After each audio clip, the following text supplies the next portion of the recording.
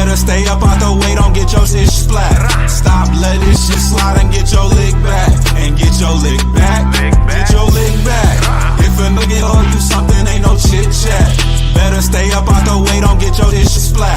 Stop, let this shit slide and get your lick back. And get your lick back. I feel like I'm JX. J-Way. I'm a perfectionist. Adderall got me restless. I'm gone. Run with a wild crew, they get reckless. Young boy, come up off that neck. Give me that. To the trends. See you, Lee, be the best. Good evening. Happy late Sunday. We are back with another episode of Corner to Copa. I'm in great spirits. The West Coast treated us pretty good. We conclude the final game of three teams on the A's, yep. the Giants, and the Mariners. And we're headed home. The Detroit Tigers are 58-60, 3 games back in the Central, in sole possession of second place, and only 1 game out of the last spot in the wild card. That the win today in extra innings marks 7 straight road series wins, which I think is a Tiger record for the seven straight. I don't know if I said 7 road winning series, but 7 straight road wins, series wins. And we also, going into the day, now I don't know what happened. Obviously, we only won by 2 today. Going into today, we had tied for the highest road differential. I mean, not road differential, run differential in the American League. We were tied with the New York Yankees at plus 85. We added another plus 2 today. I don't know what New York did, but we're rolling. We're rolling. They lost. Okay. Yeah. So we should be in sole possession of the highest run differential. But vibes are high. Everything is going well. The young guys are got to be enjoying themselves. But outside of that, 2 of 3 this week from Seattle and San Francisco. What did you see, Coach? What did you see this week?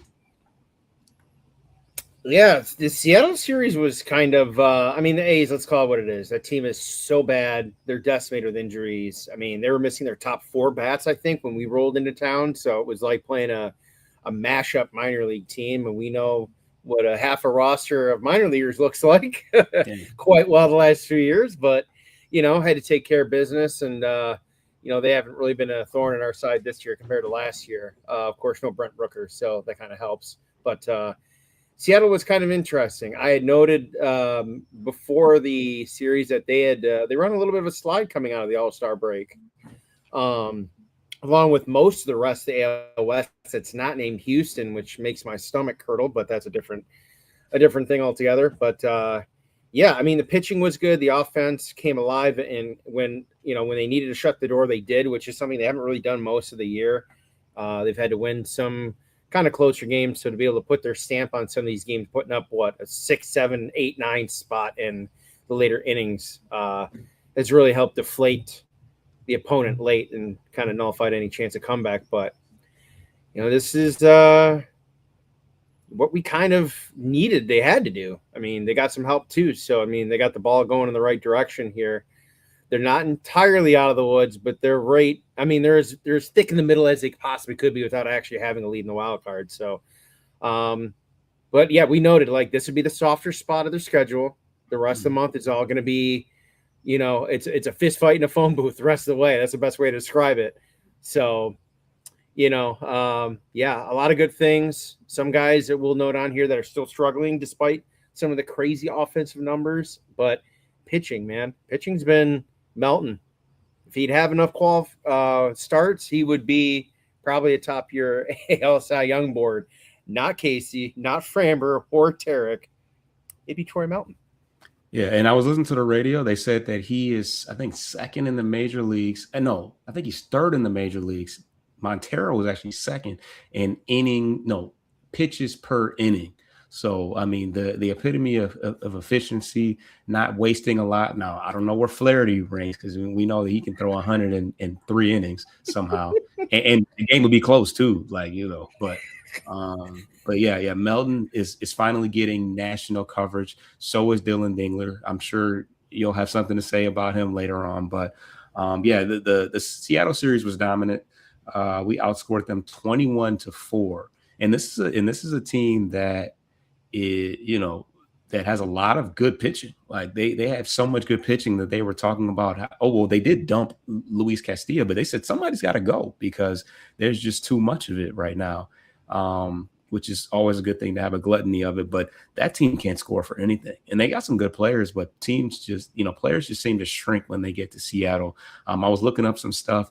I guess their backdrop is like slanted. It's a little bit. It's the pitcher's eye anyway, and it's kind of makes it difficult to see back there. But yeah, a pretty dominant performance. We seem to have at least one game of a series where we put up double digits or make the game completely out of reach. But overall, the offense has been great.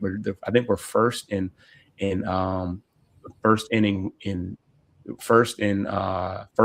runs, and we're in the last 30 days we're second in all of the major leagues as far as just runs are concerned in general. I think we got 171 going in today, second to the Yankees again. They just put up, I think it was the Yankees or the Nationals, one of the two. But yeah, fast forwarding to the San Francisco series, the game one was disappointing. We were like, here we go again.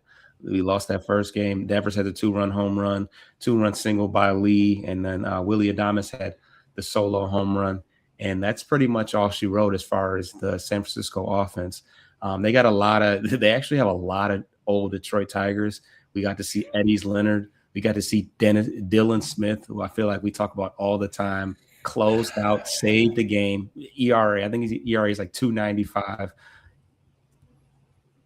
I don't know. Buddy Kennedy. We saw Jason Foley. They had, I think, like a good quarter of their players are ex-Tigers, which is why it's like, why don't we take some of theirs, like the good ones? But no, as far as the highlights for the week, everybody had pretty much pitched in. Gleyber Torres didn't have a really high average, but he did have 4 RBIs, 5 walks, on base percentage of .379. So definitely helping setting the table. Dingler, crazy week, 370 average, 3 home runs, 8 RBIs, OPS over 1,000. Cole Keith, 353 average. Valencia didn't start he started today. His power is just ridiculous. I mean, he's not scared of that alley. He hits the ball with authority. It seems like every time a runner gets on, it's pretty much something good is going to happen. In limited time, 6 RBIs in the last 7 days, 286 average, 6 in overall. I got to say this because game 1 for 12 of runners in scoring position, but overall for Valencia, 6 for 13 in runners in scoring position, 462 average going into today.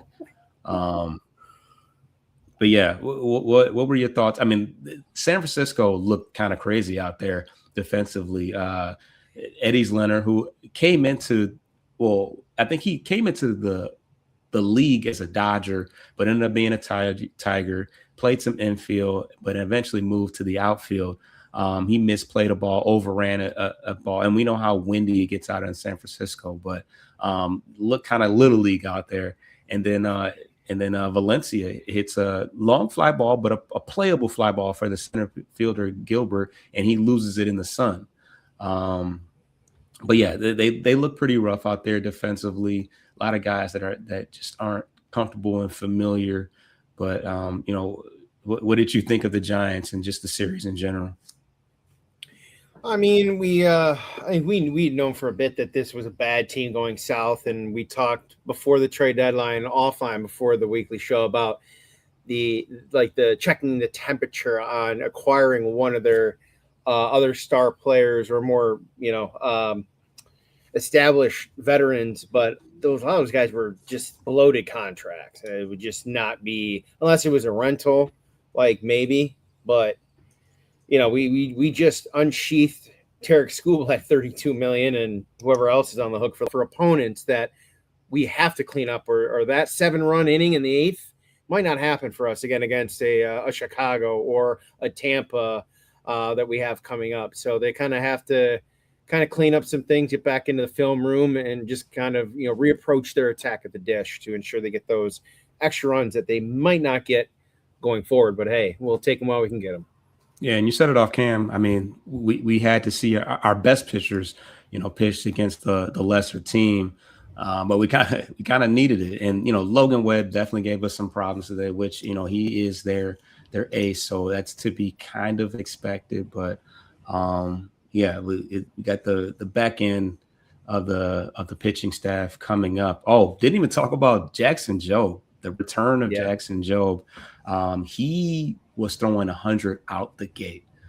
You saw the full repertoire. He looked very healthy. I think he ended up he went like a full 7 innings. I mean, he's a guy that I've talked about, especially dealing with Skubal, that when is he going to pull himself out of the game? Like, no, Framber, I feel like he's like an old school pitcher that I think that if he could, he would go 100 plus. He just doesn't seem to.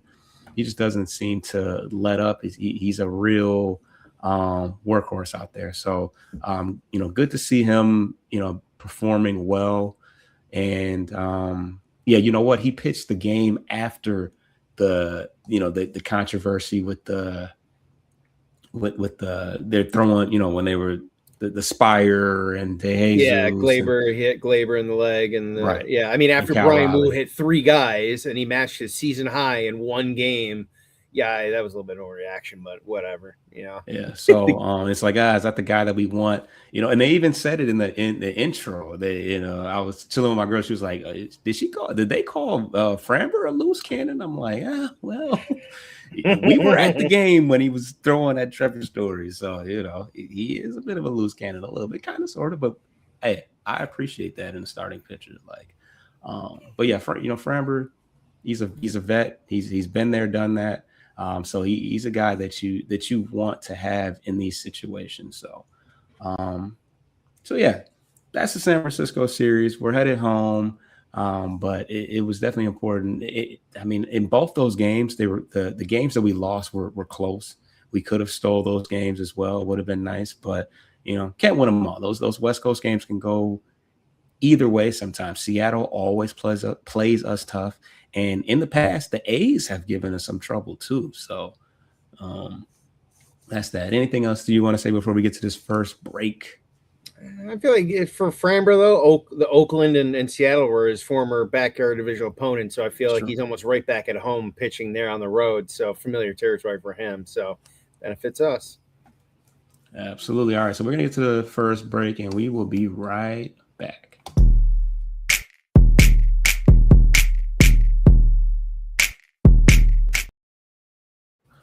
All right, folks, let's talk roster moves. Are there any to talk about? Let's see here. I mean, we had a lot of minor league repositioning from the trades and stuff. I don't really think we've had anything too formal other than the activation of Jobe, which we knew heading out of the Oakland game, the A's series, that it was going to be Hannafy because he got rocked the second game. They gave up the lead, and then he pitched mop up in the 9th. Well, I'm like, well, he pitched 2 days in a row, and you've got another road series the next day. There's no way he's going to stay on the roster because he can't pitch anyway. So that was pretty much it because Melton had already made his debut, and I think all the rest of the stuff are just rehab updates from Carey and Wenciel and some of the other guys. So I know some are closer to returning than others, especially like Parker. Like, I really don't know if he's even going to be back this year, but as we get closer to potential playoffs, we can talk the full depth of the roster, especially with a lot of guys that are on the IL that are scheduled at least to come back potentially. We'll have to figure out how they're going to maneuver around that dance card with so many guys that they have brought up since the start of the year. But nothing really formal other than the activation of Jackson Jobe's return. Absolutely. And as you talk about rehab and things of that nature, let's get to the minor league report. There's actually a lot to talk about. I'm going to try to rush through it a little bit because there is a lot. This Erie lineup is scary right now. There's just a lot of talent at this point in time. And, I don't envy any pitcher that has to face those guys. Then they scored 10 runs the other day. But just yesterday, Isaac Pacheco, who had a very slow start to the season, I was kind of keeping an eye on him. He had a really good season last year with the Whitecaps, but he had 3 home runs yesterday. In addition to that, EJ Exposito had 2 home runs. And Thayron Lorenzo had 2 straight games over the weekend where he hit a bomb as well. Zach McDonald, who was just recently given a promotion to Lakeland, was actually the first minor league Tiger to hit 20 home runs this season. He had 2 home runs in one game earlier this week. Bryce Rainier continues to, boast that, power score of, I would assume 50, 60, but he hit a straightaway home run, 474 feet, 108 off the bat. And this went into the upper deck in straightaway center field, which you rarely see a upper deck and straightaway center field, but I mean, nearly 500 feet, which is insane. Josue Briseño also hit 3 straight home runs this week, home run in 3 consecutive games from August 5th to August 7th, which brings his total in just 17 games this season to 8 home runs with a 298 average and then over 1,000 OPS. And Andrew Sears got a promotion to AAA, who is a lefty pitcher, one of the top, our top prospects in the minor league. Not many of them. I think the guy we drafted the first round this year jumped straight to the top of the list of pitchers. But circling back on Josue Briseño, he was actually rewarded this week with a promotion of his own. He will be moving to AAA, and the talks is that he could possibly be in the talks for a September call-up. He's been mashing since he's gotten back. I'm one of those people that say that, hey, if he hadn't broke his wrist in spring training and he had a full year of, full season of work, he probably would be in Detroit, but I think it would be a foregone conclusion that he'd have to find room for his bat. But, the way he's hitting right now, he's on the trajectory of Max Clark, of Kevin McGonigal. He's done the fall league. He was the Triple Crown winner 2 years ago in the fall league. He's every bit as ready, for the major leagues as Max Clark. Well, I don't say as Kevin McGonigal, but he was on that same trajectory. So, to see him get that promotion after only playing just a handful of games in Double-A, I don't see why he wouldn't get a look if you need some extra pop in the lineup towards the end of your bench somewhere. I mean, we've kind of struck gold with a whole bunch of guys. Valencia, Hyu Lee, who had a big hit today. He's been quiet, but he did have I think he had the game-winning RBI today in extras with the runner on second base. So, pretty much all, even guys like Gage Workman didn't look completely, outmatched when he finally got that promotion. So, we'll see about Josue Briseño. If he continues at the rate that he's going right now, they're gonna have to find some room, or once the rosters expand, I don't see why that wouldn't happen. Didn't talk about Zaire Hope though. Almost forgot about him. He hit a home run this week as well. Also had a nice outfield assist. But he struggled though. He hasn't. I don't think he has too many hits. I think he's had some walks. He got caught stealing as well. But yeah, it's been a slow roll for him. That's an interesting looking dude though. That guy is kind of like pretty stocky, very, very bottom heavy. I'll say that. He's only about 5'11", and I thought he would be a little bit more athletic looking, but yeah, he's got some power though. He's got some serious power. He's almost got 30 home runs this year. So that is the minor league report. Let's get into around the league. Obviously, the the deadline has come and gone, and we've started to see the impact that some of these acquisitions have made. Is there anybody that stuck out to you who's already helped their team reap the benefits of the deadline? In terms of pitchers, not really. All the other guys that got of notable names that got moved, none of them won their first start. In fact, Skubal had a quality start in his loss, but still took the L. But Casey had a career high worst outing, and all the other pitchers did get bombed. So it's all right. Hey, the sabotage plan is already in progress for the Dodgers. Yeah. We just had to trade our potential 2 Cy Young arms to suddenly go on this run. But not too much because there weren't too many bats moved around. There was a lot of depth pieces. We mentioned last show some of the earlier trades back in July, a week or two out before the deadline. Boston acquired their guy and got hit by a pitch, broke his wrist or his hand, out 6 to 8 weeks. We've seen some weird injuries, but the Phillies were making a push right up until about the trade deadline. And then quietly, even though Atlanta lost 2 or 3 to the Yankees this weekend, they've got Acuna back, and Atlanta somehow has pushed their lead to like 8.5 games over Philly now in the division in the East. And they're now sitting a game or 2.5 back of the Brewers and right neck and neck with the Dodgers for the number 1 overall seed. But they have a long way to go in terms of getting out of that nationally. But the Central continues to just kind of be a quagmire.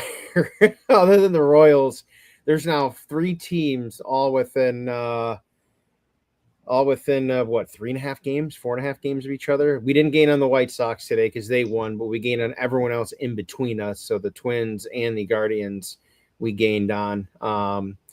Yankees kept pace. The Tampa kept pace. So, the divisional games are going to be I don't know if they'll be the ultimate deciding factor, but they'll be a driving force to if we do control our own destiny. Because a lot of these series now coming up, man, they're going to be like tiebreaker situations. So, winning is good, but it's emphatically more important if you don't, and then you're tied, but 2 of those 3 teams you're battling, you lost the season series to. So the race is starting to separate, the bottom tier from the hopefuls and then your contenders. So it's going to get interesting down the stretch, man. It's going to be white knuckle ride. Yeah. One guy that, as far as the trade deadline is concerned, one guy that I think you actually brought to my attention because he's on your other squad, but Tyler Mahle, he had a pretty good start against the Yankees. He went 6 innings, 3 hits, 2 walks, 9 Ks. I don't even think he's a strikeout guy, but because I look at his last start against San Diego, he had 9 strikeouts as well. But overall, he's more of a pitch to contact guy, but that was kind of an under the radar. We talked about, maybe the Braves will go after Skubal, but that was the best they could manage, and he had for all intents and purposes, a better outing than Skubal. The one that stuck out to me was Luis Arraez. He immediately first game in made a pretty big impact. In the last 7 days, he's hitting .269 with 1 home run, 5 RBIs, and the craziest stat, he actually had a walk. Yes, Luis Arraez, who swings at everything, actually drew a walk. So he's just feeling different today. Troy in the buildings. Yes. The Tigers are hot. Absolutely, man. Yeah, that's the energy I came in with today, man. I was pretty jacked up. But yeah, speaking of the Dodgers, they won yesterday, barely won this. I think they went to extras yesterday, but they lost again today. Edwin Diaz has been a mess, and I feel like his head didn't he have wasn't there a whole chicken fight thing going on? I feel like outside of him being injured, there's other things going on in his life that's kind of not. Knocking him off his game, because Diaz is one of the better closers in baseball. You're just like, I'm not even touching that. But I haven't heard of it, so I have no idea for context. No, I have to double check it now because I may have just said something that was ridiculous. But but yeah, the Dodgers lost again today, and I think that Diaz may have blown another game. But you know, I think they said that their probability of making the playoffs is still 98%, of course. But yeah, it's kind of crazy how since Scooble has gotten there, it's been a pretty rough go. I wish I could be I wish I could be in Scooble's mind right now, especially with as well as the Tigers are playing. It's like, wow, what did I get myself into? Hold on, let's see what Troy said. Keeping Glaber was huge. He's a massive impact on our team, and I hope we sign him to an extension for the future. I'm not gonna lie. I feel like that could happen, and I feel like the fact that they didn't just dump him off leads towards the possibility that they may be interested in something about that. I don't know about long-term extension. Well, no, that's would be crazy, but I don't know. If it made sense, I think he's somebody that they may try to hold on to, but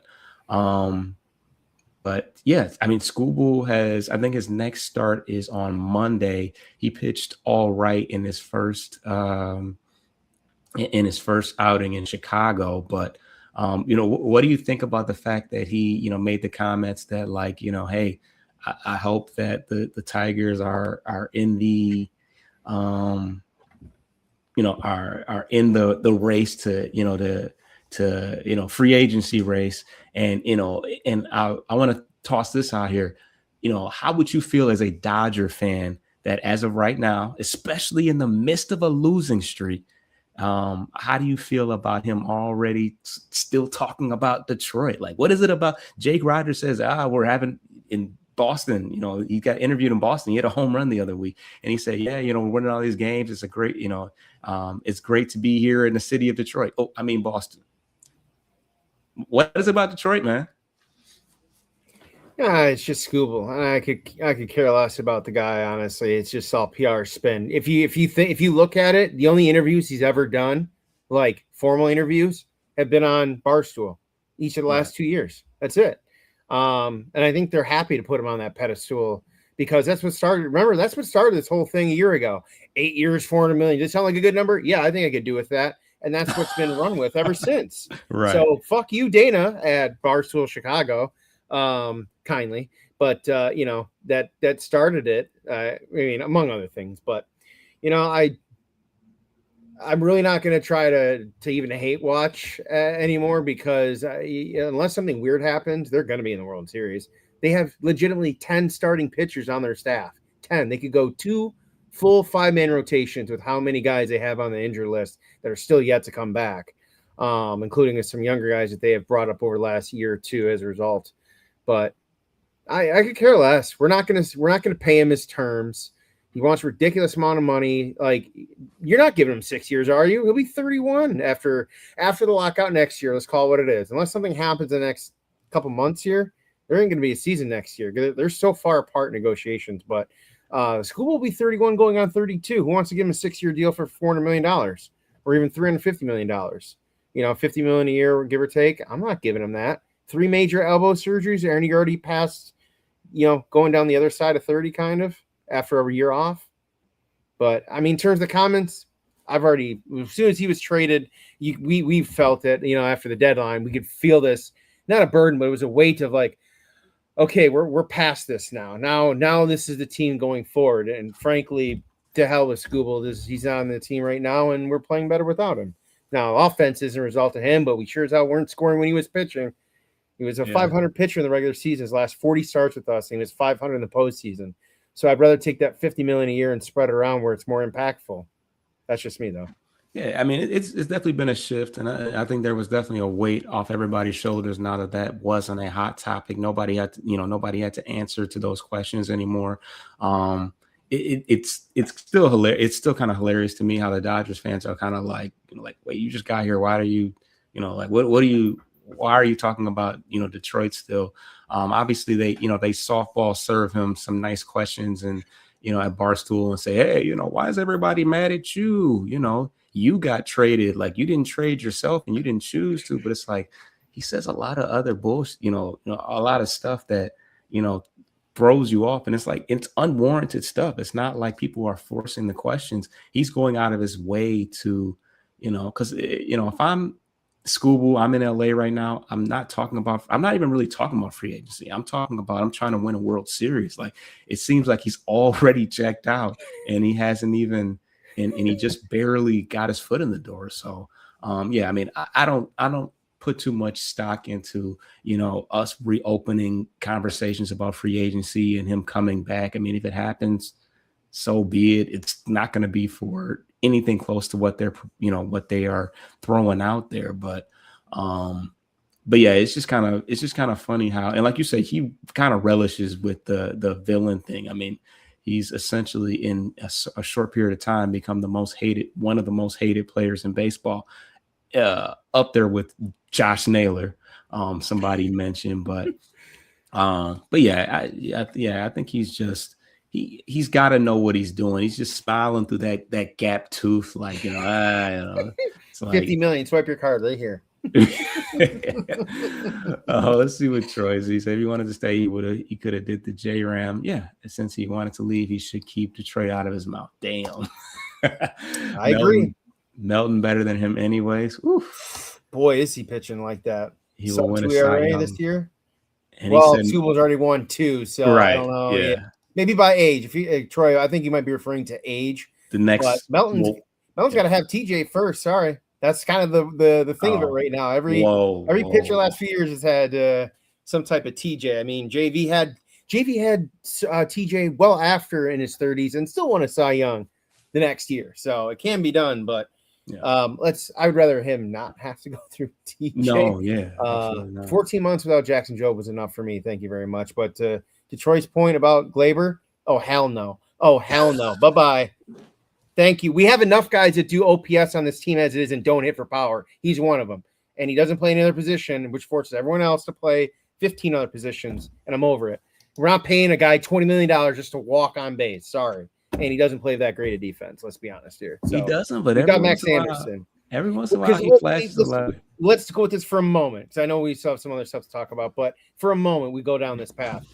Well, then you got to trade either Hayuli or Anderson. One of the two must be traded if you sign him. And then you still have Zach McKinstry for team control for another year or two. So you're not going to keep 7 infielders.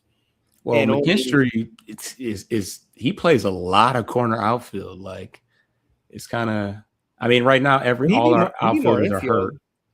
Huh? I was gonna say when the outfield gets healthy, he'll play more infield, more than likely at third or second when Colt or Gleyber needs a day off, because he is the best defensive option in there. I mean, sure, if you're talking about average range, sure, yeah, he makes spectacular plays in average range, but he's old and slow, and no, it's only when Javi's in there with him. They can recreate the El Mago magic up the middle, but Yeah, but McKinstry, he had a pretty good week. I think he's in the last couple of weeks, or at least the last week, he's hitting well over 300, and he had a nice outfield assist today, which kind of saved the game. Now that I think about it, I can't remember who he threw out, but it was kind of crazy because it was pretty deep, and he was kind of flat-footed. Like, I don't know. And we all know that McKinstry's got a strong arm. He plays shortstop, but there's not. Adames. He threw out Willie Adames, and there wasn't much margin for error. I mean, that kind of had to be right on the mark in order to get him out. But McKinstry's a guy that the day that he leaves, that's going to be a big deal, because I think that they're always going to leave one roster spot for him. He said those guys' second base defense is nowhere near Gleyber, and we don't have to give him 20. 20 is not going to work for sure, which is good. Which is going to be the complex, I think. Look, Troy, I hate to tell you, Harris knew the number. It's an average of the top X players in his position. It's just like a franchise tag for football. It's the same thing. You take the top X amount of players in your position and you average out the salary, and he was overpaid by almost $10 million compared to the open market. He wanted a multi-year deal, and they said at best his range came back around $12 million. We gave him 21 and change. Only the third qualifying all-fire we've ever offered in the last 40 years. But he's been I say that, but he has been an important piece when he's been back. It's just been the lulls when he gets hurt and goes. Let's be real too. Before he came back, we were already kind of back on the upswing. So he's helped the offense. At a good time. Yeah, maybe, but I feel like when he's at the top of the lineup and getting on base, whether it's a walk, he's not hitting for power, but he's also a second baseman. Second baseman is not that type of guy. We know that he's hit 30 home runs in the past, but usually your second basemen are like slap hitters. So, it would be nice if he was faster and was a better base runner, as a lot of second basemen are. But I think when you look at some of the bad contracts that we've had for the bad contracts, I mean, there's worse ones out there, especially the fact that he is, he's a clubhouse guy. You don't hear about any crazy things with him. Yeah. He meshes well, and so there's worse places to displace, 15 to 20 million. Alex Cobb, JV, Canely, which he didn't get all that, but Gleyber's all right. We'll see what happens, but yeah, let's talk about Wenceel Perez. I didn't get a chance to see what he did in his his first rehab game, but I think he's had at least one. And how do you feel? Because he's coming off the 60-day IL, so somebody is going to have to be pulled, is going to have to be DFA to make room, unless somebody gets hurt before that. So how do you anticipate that playing out? I guess they could. Technically, you could wait to September when the rosters expand, but I would assume that if he, shows if he starts tearing it up and extra base hits galore, they're going to be clamoring to get him back out there. So, what do you made a bold statement? Did you want to double down on that, or at least let everybody know what you said? Yeah, he can stay down there in Toledo. That's fine. I mean, look, we have a lot of the same guys that do a lot of the same stuff, and I'm sorry, but being a switch hitter and not being that great from either side isn't a benefit. And you play okay defense, but to your point about if you had to put him or McKinstry out there, I'm putting McKinstry in right field to play the defensive position. And Perez had he had a good spurt last year for about 2 months where he was hot, had some game-winning hits too. But he just kind of fallen into that same, he's a corner outfielder, switch hitter. But I'm like, he does a couple things well, but he does nothing great compared to everyone else on the roster. And it doesn't help that, to your point, also not being hurt, but having the down year that he's had, injuries included, hasn't helped the situation for the right field for anyone to kind of run away with it. So, but I mean, to your point though, if you bring him back, well, you would think Outman probably, but there's one less right-hander in your outfield group, and Perez is going to be hitting mostly left-handed against righters. Nah, he's lefty. Oh, Outman's a lefty? I thought he was a right-handed hitter. Yeah, I mean, he hits like he's supposed to be hitting. He hits from the left side like he's supposed to be a right-handed hitter. Then what the hell is he doing? Wow, I missed that. He's got to be gone. I don't know why he should have been gone 3 weeks ago, 2 weeks ago. Should have been gone. Yeah, if he's got a right-handed bat, then I don't know what he's doing out there, because we've already got Max. Vierling, when he comes back, can be his backup, and obviously Javi has more recent experience in that position, so you don't need a fourth center fielder in that group. Although he came in one of the games late defensively, made a nice diving play in right field, but we already have Ben Malgeri, who's a righty, who's also seen less playing time. So, but here's the domino effect: you bring him in, what are you gonna do with Max? 45 straight days means he's a major leaguer at the end, and he will not be eligible to play minor league ball if we have a strike. So there's another issue. Do you send Max down, who's been one of your better bats recently-ish? He's cooled off, but, he's gotten on base almost every single game except for one. But defensively, other than Dingler, man, he's got to be your best defensive player out there. So how can you justify that? They just have too many things that have to take into consideration here. So I'm kind of going to take a step back. I'm not even going to try to guess, but I mean, Outman would be the first one for me to go if you were to bring him back to the parent club, but I don't know.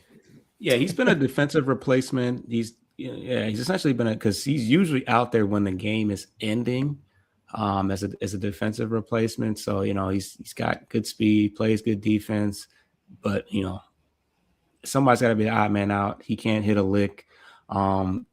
Troy mentioned Malgeri. he would have to be, well, he has options. So I think that you could pull him off the 40, right? Is that how that works? If you have options, you can, You stay on the 40, but you can come off the 26 man. well, but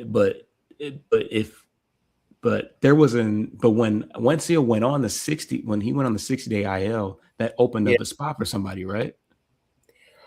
Yeah, on the 40 man, yeah. So you would need, if someone doesn't have options, then yeah, you're gonna have to DFA someone.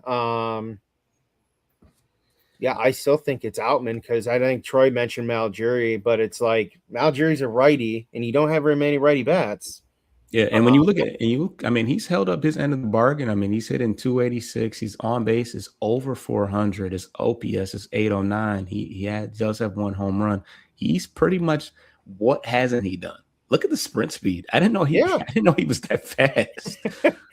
But yeah, he's been walking a ton, good line drives. He doesn't expand the strike zone, professional at bats. Of course, he's got one home run, but he's not playing every day either. Like he pretty much comes in and does what he's supposed to be, what he's supposed to do. So, yeah, you still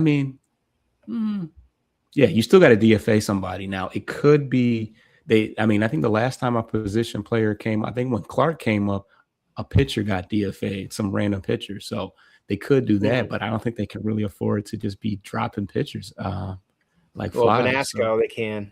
We noted he's been bad. The few times he's been up in the last few years, he's not done. Ricky Vanasco hasn't done much. I'd be fine letting him go. I mean, you're still waiting on River Ryan anyways, so what are you really losing at that point? And River Ryan, I think, is already on your 40 man as a minor league injured player, if I'm not mistaken. Yeah, I mean, he's AAA. He's technically in AAA right now, but yeah, he should be ready by the end of the month. So yeah, I like what Ben Maljury brings to the table. Kind of brings everything that you want. He plays defense, he gets walks, he gets on base, he's right-handed. I mean, he's essentially he's like the Vierling of the future, I'd say. Although he's damn near the same age as Vierling. He's 26 already. So so yeah, I could go either way. With sending him down, but I mean, 286, that's not too shabby for a guy that's not playing every day. So, crazy would be how you leave if they go weird, because they have a gluttony in the infield too, and he's got options as well. So, yep. And which I hate, because we love him. Both these guys, I mean, they've done well in their limited capacity in Hyu Lee up until this West Coast trip.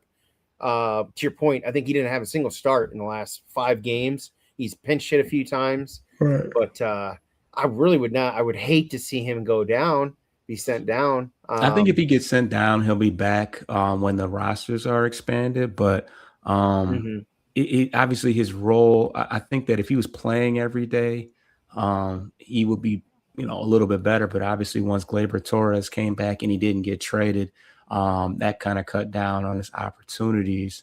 I feel like I was going to say something else, but yeah. So, so I think it would be short-lived either way, but he did have a big hit today, which was good to see for him. So yeah, Perez, I don't know. The last time I remember Perez coming back off a long 60-day IL stint, he was pretty good out the gate. I want to say it was against the Giants at home, and he had a home run probably in his first game back. So I don't think he stays down there long if he looks healthy. He could bring something. He could bring something to the team. He has the seniority and experience over a Maljury. So I don't think that they, clutch, hold on to him too heavily. But I definitely don't want to see Clark go back down.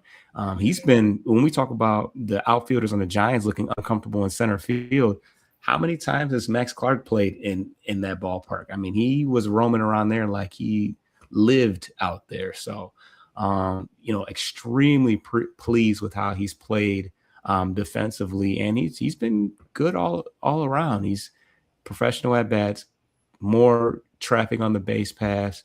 And he's got some pop. He's played in some pretty big stadiums. The last two stadiums were pretty big, but he definitely showed some power as well. So that is that. I guess we can get into what's upcoming on the schedule. Who are the probable starters?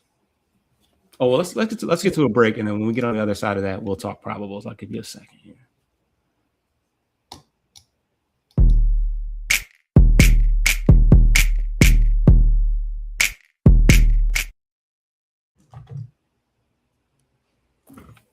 All right, we're back. All right, so they come back home. Travel day tomorrow on Monday. I know we've had a few travel days in the last week and a half, 2 weeks. We're not used to that. We're used to them playing 15 straight days a lot, but they come back to the confines of Comerica Park to face a lot of divisional heavy opponents starting Tuesday with Cleveland. Guardians come to town. It'll be BB against a bullpen day / Drew Anderson. Wednesday will be newly acquired Foster Griffin against Fromber. Thursday's matinee should be a doozy. Another daytime matinee with Parker Messick against Kiter Montero before they turn around and host the Chicago White Sox, the division-leading White Sox. Friday night will be Anthony Kay, 31-year-old lefty, against Jackson Jobe. Home start number 1 this year. I'm sure he'll be up to a very raucous weekend crowd during our Woodward Dream Cruise this coming week, too, as well. A lot of happening here in Detroit. Anthony Kay is 9-5 with a 3.56 ERA and a 1.5 WHIP. So hopefully we can cash some of those walks and hits that he tends to work with frequently across home plate. Saturday will be Drew Martin, who early on was up until about July was top 6 or 7 in odds getters for Cy Young, believe it or not, against Troy Melton. So that'll be a dandy of a matchup. And Sunday's matinee will be Sean Burke, 26-year-old right-hander, against our bullpen day / Drew Anderson before they face a couple more with the Rays and also another divisional opponent, which I believe is Minnesota. So 6 out of the next 9 series, I believe, are all against divisional opponents the rest of the way, with Tampa, Pittsburgh mixed in there. So, I mean, I know Pittsburgh's been struggling, but with Skeens, that is specifically, but they're still not a pushover either. So every game matters, but obviously the divisional games are the biggest ones, and we'll see how this rotation kind of forms out now that you do have Jobe and you've got a Melton that's humming right now. And to your point about River Ryan potentially coming back at some point, so this is going to be a very hodgy-podgy-ish, especially the bullpen. So we'll see. We'll see what happens here. But every game, they can control kind of their own destiny going forward versus this spot 2 years ago. They needed a lot of help. They still needed some help in the last 50 days to get where they're at now, but they played a fairly consistent stretch of ball over that time with some hiccups in between there. Yep. And Drew Anderson, he looked good in his last start. Troy says Lee is here to stay. He's super clutch and won us many games already. Absolutely. He said Melton, Jobe, and Kiter is the new Verlander, Scherzer, and Anibal Sanchez. Ooh, you have given them some high standards to live up to. But yeah, we have a lot of opportunities to control our own destiny, as you said. Baseball Reference now gives us a 42% chance to make the playoffs, and Fangraphs still has us at 32%, which seems a little low, but yeah, we still got some work to do. Like I said, we are in sole possession of second place. We are above Minnesota. Wow, Cleveland is in 4th place. Now, that's just by they're like actually a half game. They're really close with us. Yeah. It's a half game for sure. They're in 4th place currently, and just below Minnesota. They have the same exact win percentage.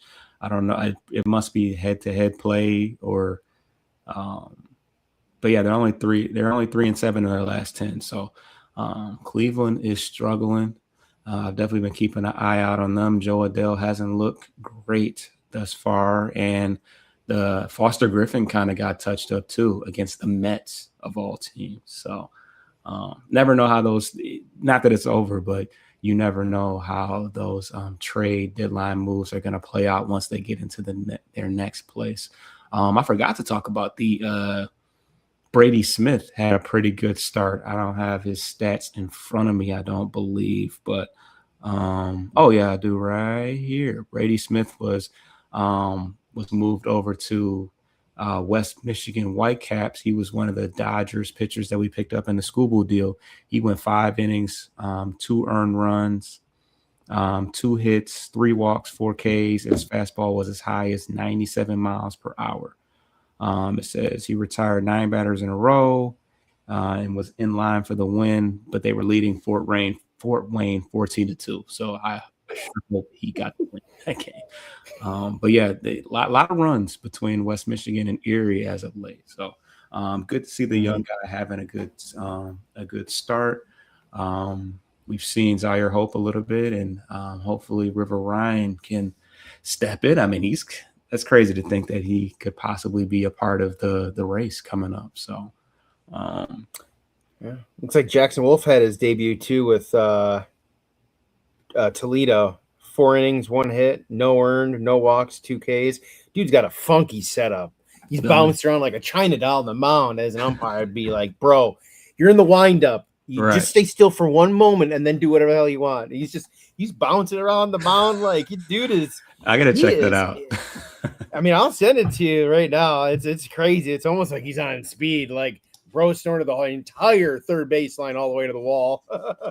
Not I'm implying anything, but no, yeah, good stuff for the guys that you mentioned about the return on the trades. But it makes you think, though, he's a lefty. And as good as Emmanuel DeJesus has been the last 1 or 2 call-ups, I still feel like, despite the fact that I cannot stand Drew Sommers at all, it'll probably end up being EDJ that gets DFA because he is a true minor leaguer right now. He's cleared waivers each time we've sent him down. So we'll see what happens though, because they would have, if Jackson were to come up and be him, Holton, who's probably been by far their best reliever of the year. I don't think it's really close. Look at this and guy. Then what? Summers and EDJ, yeah. As Trevor Bauer would say, soared. Look at that swing. Oh yeah. I thought it hit him at first. Just that it was cutting in so hard on his hands that he's saying backwards I go. Yeah. 1 hit, 0 earned runs for. I mean, he's 27 years old. He's pitching in AAA. I mean, there's no more development. I mean, he doesn't throw very hard. He's like a boxer. Yeah, he's bobbing and weaving. But I would say he uses that delivery because he doesn't throw very hard, so he needs some deception. So like a lot of these guys that they got the funky arm angle. I mean, he's got a kind of a crazy arm angle too, but yeah, that's wild. Yeah, might see him. That's funny. I had to see it because I'm like, what could he possibly? Because there's only so much you can do once you're in the windup. But yeah, that's interesting. But yeah, so that pretty much covers everybody that I don't think Cash Mayfield has made his debut. I haven't seen anything as of yet, but pretty much everybody else that is healthy has made a debut and looks pretty good. So that's that. Obviously, we'll be covering everything that happens down the stretch. So subscribe to the channel. We are very, very close to 500. We're not quite there. We're not quite there yet, but tune in. It gets real interesting the closer we get to September and October. And, hopefully, we should have some meaningful post game and pregame shows to talk about, because the Tigers are on another run after selling, similar to a couple years ago. And, we're right on the doorstep, and we're right now one of the hotter teams in baseball. One of the hotter teams in baseball, but certainly in our division. So I know they are, I know everybody else hears our footsteps. Unfortunately, we won't be able to catch Boston Yeah, because they're quite a bit ahead, and we don't have any more games with them, which I'm kind of feel fortunate about. I don't want to see Jake Rodgers. I want to see Jemiah Jones. I don't want to go against that type of karma that they got coming for us. I heard they're bringing back Rick Porcello too. Oh man, he said, "Do you guys think we are going to make the playoffs?" I mean, it feels like it with the momentum, but it's going to come down to these head-to-head series. It doesn't matter how we do against Tampa. It doesn't really matter how we do against New York, Pittsburgh. If we can't beat Cleveland and we can't beat Chicago, like win these series, it's going to be tough. So you're still going to have to beat New York just purely from a tiebreaker standpoint, if it comes down to wild card tiebreakers. But, yeah, I mean, look, Troy, to your point, I want them to win the division. 2024, whatever, we were lucky to get in. Okay, right. Last year, off the heels of it, we were the favorite. Didn't get it done, fell apart last 2.5 months of the year. This year, we were the short turf favorite between, I think, Minnesota. Cleveland was technically listed as third, but, we're having to keep scrambling like this to get in. I don't think it necessarily shows confidence that this is an actual legitimate contender to win the ALCS, let alone get to a World Series. So I want them to win the division. Damn it, I don't want to have to be sweating my ass off the final week of September trying to get in and introducing a rookie pitcher, Jackson Jobe, the day after clinching it. We only have 3 days before the end of the regular season. So I want them to win the division. This should have been their division from the beginning. And I think that's still the standard. That was the expectation coming in. And if anything else left for that 162 stretch, just getting in is not enough. I think from that standpoint and the expectation, it'd be a failure. Certainly last year, I mean, that was our division to win. We were up the entire season and kind of pissed it away. So we need to, right the sins of last year and just get it done. But yeah, Chicago's directly ahead of us, so you got to win those games. So stay tuned. I appreciate you, Troy. Those playoff shows are crazy, especially after a big win. I mean, it goes down and people pop out. People you haven't seen all year pop out for these type of shows. So so we're ready for it. However it goes, for good or for bad. So subscribe to the channel. Let's try to get to 500 before we get to the playoffs. And yeah, man, we racked it up in 59 and 45 seconds. Got it all done. So stay tuned and check out the clips. We should have some clips and some shorts coming out. And see you guys next week. Get your lick back. If a nigga gon' do something, ain't no chit chat. Better stay up out the way, don't get your shit splat. Stop letting shit slide and get your